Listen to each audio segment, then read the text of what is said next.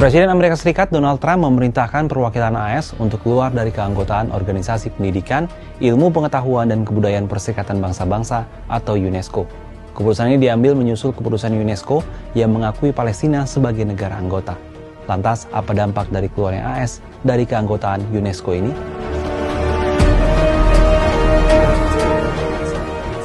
Keputusan ini diumumkan juru bicara Kementerian Luar Negeri AS, Tammy Bruce, Selasa 22 Juli 2025.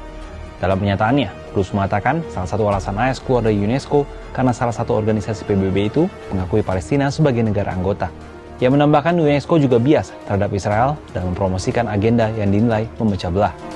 Selain itu, Bruce juga menyebut fokus UNESCO yang berlebihan pada Sustainable Development Goal atau SDG PBB.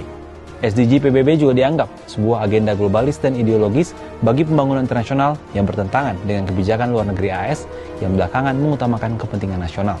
Penarikan tersebut akan berlaku efektif pada 31 Desember 2025.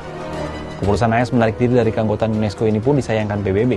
Salah satunya disampaikan Stephane Dujarric, juru bicara Sekretaris Jenderal PBB Antonio Guterres pada Selasa 22 Juli.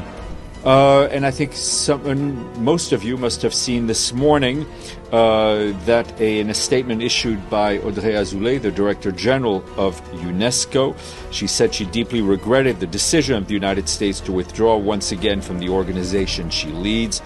She added that in the past years, UNESCO has stepped up efforts to take action wherever the agency's mission could contribute to peace. And of course, the Secretary General joins her in deeply regretting the decision by the United States. Langkah AS meninggalkan UNESCO sudah diprediksi sejak Presiden AS Donald Trump terpilih. Saat masa jabatan pertamanya pada 2017, Trump memang sempat menarik AS dari keanggotaan UNESCO. Namun di era Presiden Joe Biden, negeri Paman Sam kembali bergabung. Meski demikian, keputusan mundur kali ini mengulang sejarah serupa di era sebelumnya. Pada 1980-an, Presiden AS Ronald Reagan juga menarik Washington keluar dari UNESCO dengan alasan lembaga itu korup dan terlalu berpihak pada Uni Soviet. Sikap Amerika Serikat terkait Palestina ini seakan bertentangan dengan negara-negara lainnya yang saat ini justru memberikan tekanan kepada Israel untuk segera mengakhiri perang di Gaza. Tak sedikit pula yang mengecam tindakan Israel. Beberapa waktu lalu sebanyak 28 negara mengeluarkan pernyataan yang mengecam tindakan militer di Gaza. Mereka gerah dengan pelanggaran HAM yang terjadi. Negara-negara itu antara lain Jepang, Inggris, Prancis, Jerman, Australia, Selandia Baru, dan Kanada.